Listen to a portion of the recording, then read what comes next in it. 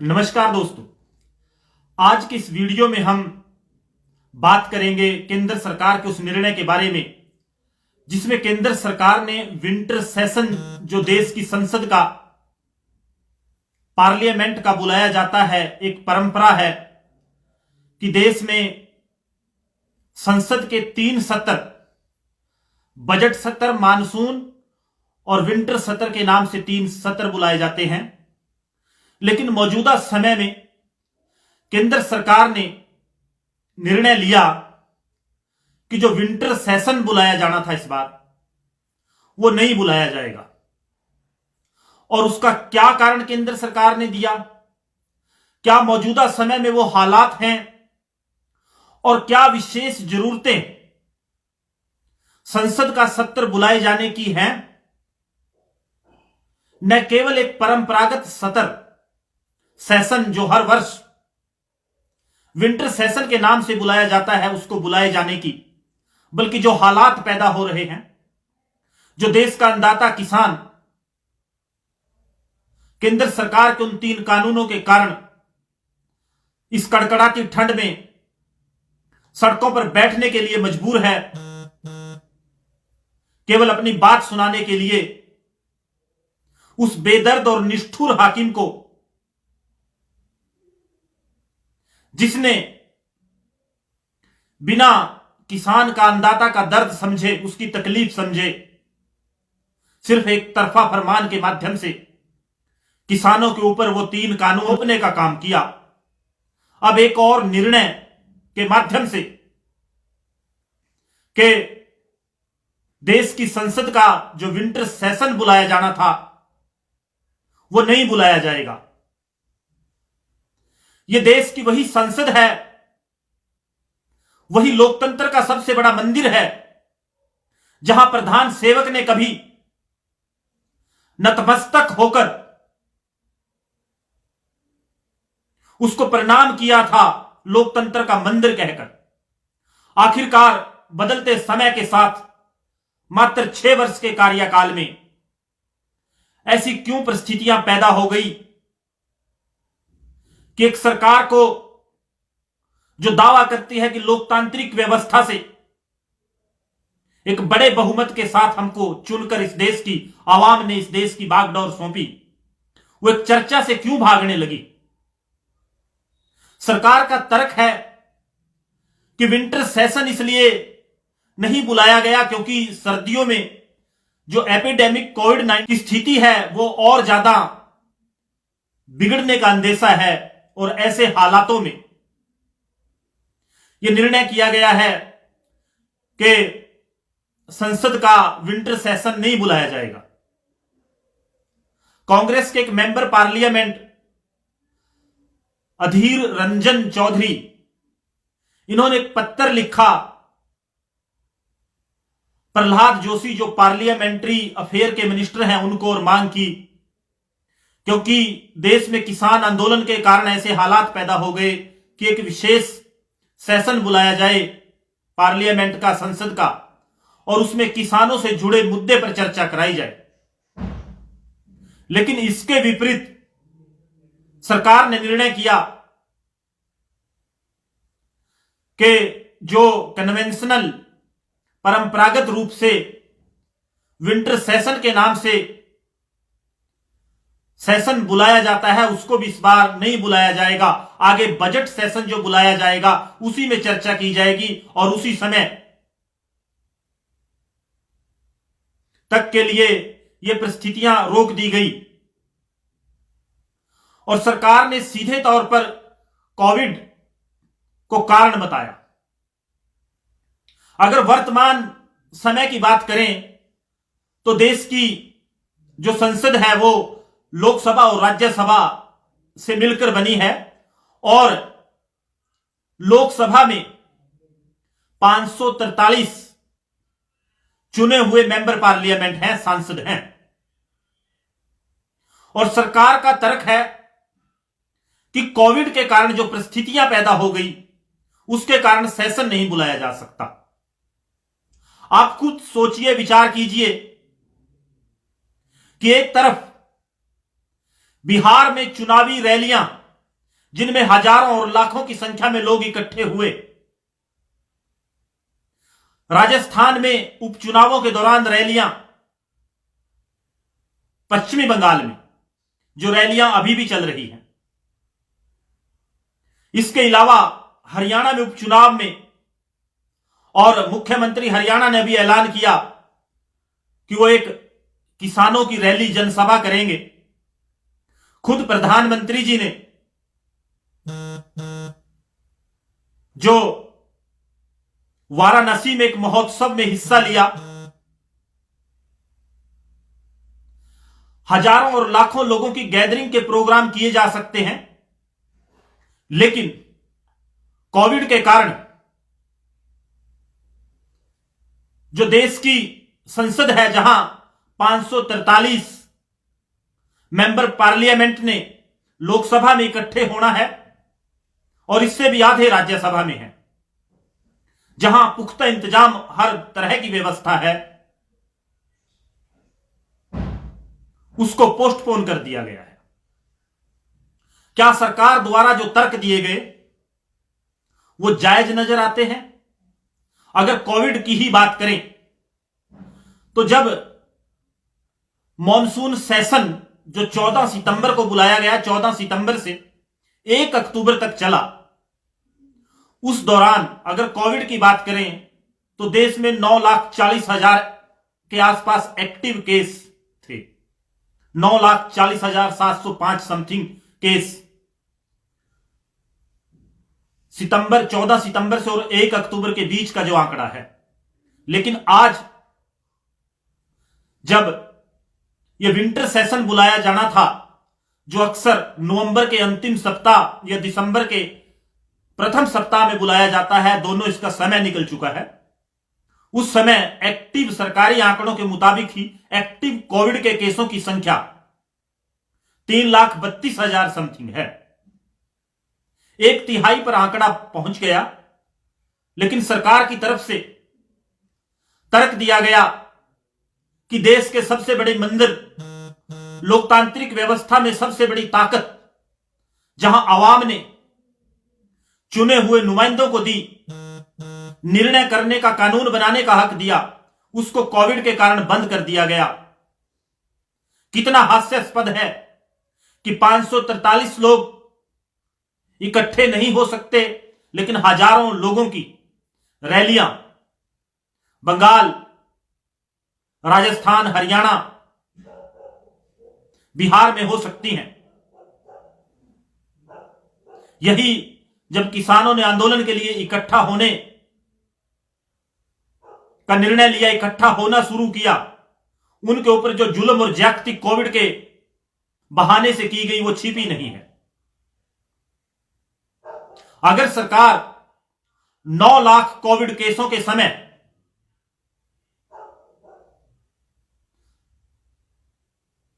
Session बुला सकती है, पार्लियामेंट का मॉनसून सेशन बुला सकती है, और उस सेशन में, एक छोटे से सेशन में, जो देश की संसद के सबसे छोटे सेशन में अगर गिना जाए उनमें से एक है, 25 कानून लोकसभा ने पास किए, जिस दौरान ये तीनों काले कानून किसानों के संबंधित जो है, और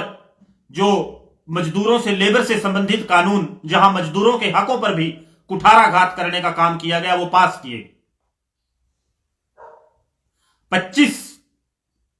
बिल लोकसभा ने पास किए, जिनमें से राज्यसभा में जबरन तरीके से किए गए या जैसे किए गए 15 कानून पास किए गए। आखिरकार मौजूदा समय की सरकार क्या संदेश देना चाहती है आवाम को? क्या देश के हालात एक बार फिर लोकतांत्रिक व्यवस्था से परे हटकर केवल सत्ता में और सरकार में बैठे लोगों की निजी ख्वाहिशों पर निर्भर करेंगे? क्या देश में लोकतांत्रिक व्यवस्था में आस्था रखने वाले लोगों को देश की लोकतांत्रिक व्यवस्था के सबसे बड़े मंदिर को, देश के संविधान की अंतर आत्मा को झकझोरने वाले इस निर्णय, जहां विंटर सेशन को ही केंद्र सरकार ने न बुलाने का निर्णय किया, क्या यह देश के संविधान के ऊपर आघात नहीं, कुठाराघात नहीं? क्या यह देश की लोकतांत्रिक प्रणाली का मजाक नहीं? जहां एक और सरकार को सीधे तौर पर विंटर सेशन की बजाय एक स्पेशल सेशन बुलाकर किसानों के मामले को डिस्कस करना चाहिए था, और आश्वासन देश की संसद के माध्यम से, लोकसभा के माध्यम से, राज्यसभा के माध्यम से विपक्ष को विश्वास में लेकर देना चाहिए था कि इन कानूनों को हम वापस लेंगे और देश के अन्नदाता किसान से सलाह मशवरा कर, परिचर्चा कर, चर्चा कर इनमें न केवल परिवर्तन करेंगे, अगर जरूरत पड़ी तो इन कानूनों को वापस लेने का काम करेंगे। वहीं दूसरी तरफ सरकार ने देश की संसद को ही मौन करने का, गौण करने का, बौना करने का, देश के संविधान को ठेंगा दिखाने का काम मैं कहूंगा किया।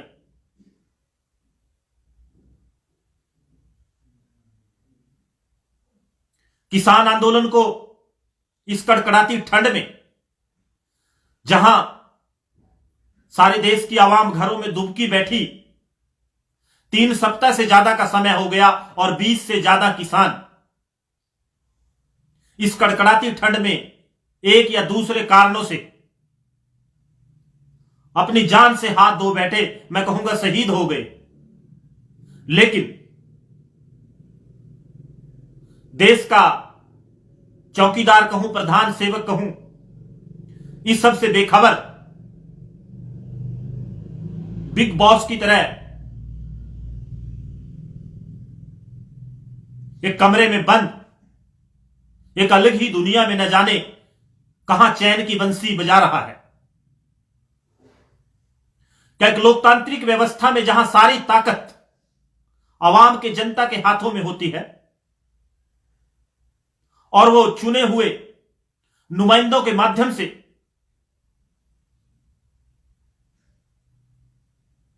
वो ताकत देश की संसद को देती है, उस संसद में बैठे सांसदों का, जिम्मेवार लोगों का, जिनके हाथ में देश की बागडोर है, उनका यह राजनीतिक और नैतिक और धार्मिक कर्तव्य नहीं बन जाता कि वो आवाम से जुड़े मुद्दों से सरोकार रखें, ना कि आवाम की आवाज, लोकतांत्रिक व्यवस्था में चुने हुए नुमाइंदों की आवाज दबाने का काम अप्रत्यक्ष रूप से, जैसे विंटर सेशन को रोककर किया गया, इन माध्यमों से आवाम की आवाज को दबाने का, बंद करने का काम करें। लोकराज लोकलाज से चलता है, और मैंने पहले भी कहा कि ये जो धरने प्रदर्शन होते हैं, ये किसी भी सरकार के लिए जिसकी नीतियों के, निर्णयों के, कानूनों के खिलाफ आवाम करती है, एक संदेश उसको देने का काम करते हैं, एक लानत उसको भेजने का काम करते हैं कि आपके इस निर्णय से आवाम खुश नहीं, आपके इस निर्णय के आवाम साथ नहीं, इस निर्णय को आप वापस लेने का काम कीजिए। यह निर्णय आपका सीधे तौर पर न केवल देश की अर्थव्यवस्था को, बल्कि देश के अन्नदाता किसान को, जिसका पहले ही जीवन मुसीबतों से भरा है, उसकी मुसीबतों को बढ़ाने का काम करेगा, उसको नुकसान पहुंचाने का काम करेगा। देश की सरकार या प्रधान सेवक के नेतृत्व में जो निर्णय लिए गए, चाहे वो नोटबंदी का निर्णय था, चाहे जीएसटी का निर्णय था, उन सब निर्णयों ने देश की अर्थव्यवस्था की कमर तोड़ने का काम किया। अगर देश की अर्थव्यवस्था को कोई वर्ग, कोई तबका सहारा दे रहा था, न केवल अन्न के भंडार बनने का काम करता था, बल्कि सब रोजगार के माध्यम से देश की आबादी के एक बड़े हिस्से को रोजगार भी देता था, उसको इन कानूनों के माध्यम से बर्बाद करने का निर्णय जो सरकार ने लिया, उस निर्णय के बाद उन कानूनों पर चर्चा से भागना, देश की संसद का सत्र ही न बुलाना, सीधे तौर पर साबित करता है कि इस निर्णय में खामी है। और सत्र ना बुलाना कोविड के बहाने से, उन परिस्थितियों में जैसे हमने बताया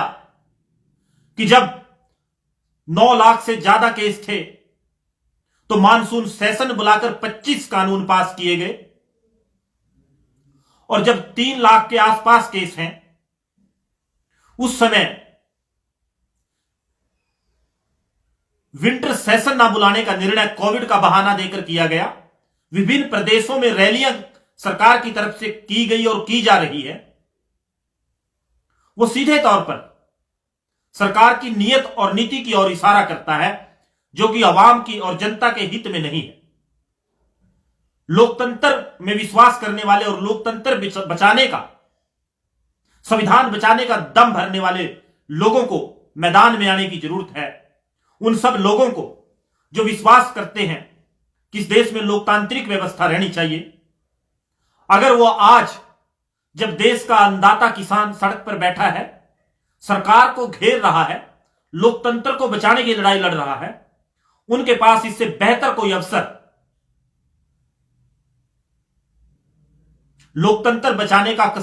किसान बचाने का, देश बचाने का नहीं हो सकता। उन सबको, चाहे मजदूर है, कर्मचारी है, आपने अक्सर देखा कि कर्मचारी संगठन, चाहे उनकी